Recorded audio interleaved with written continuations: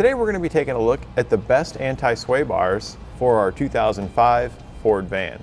One of the biggest challenges driving your RV is maintaining a straight path and getting to your destination safely. There are many suspension options out there that can help improve your ride quality and safely get to your destination as easily as possible. Some of these options include sway bars, steering stabilizers, and spring helpers.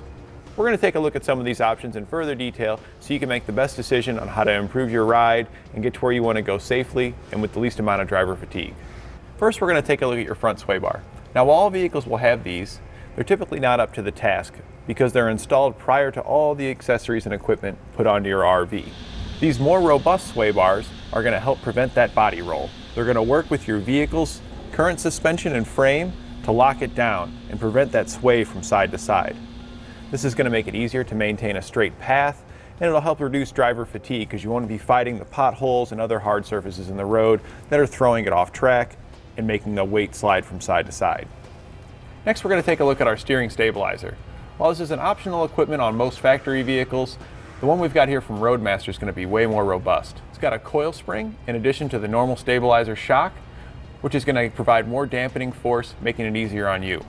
So when you're driving down the road and you get those winds or slight uneven surfaces, it's going to go back and forth. This is going to help minimize that and maintain a straight wheel, reducing that driver fatigue.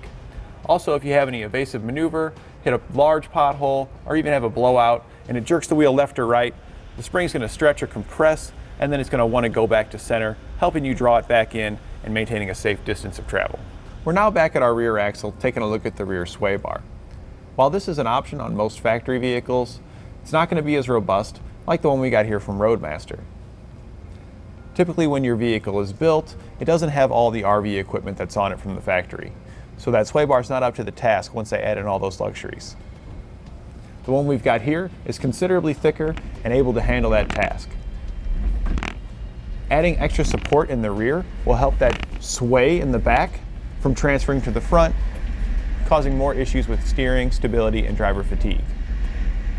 It works similar as your front sway bar to help prevent sway by connecting to your rear axle and to your frame, locking those components together. So when you're driving over uneven road surfaces, hitting potholes, or a large semi drives by at high speeds, you won't feel it nearly as much.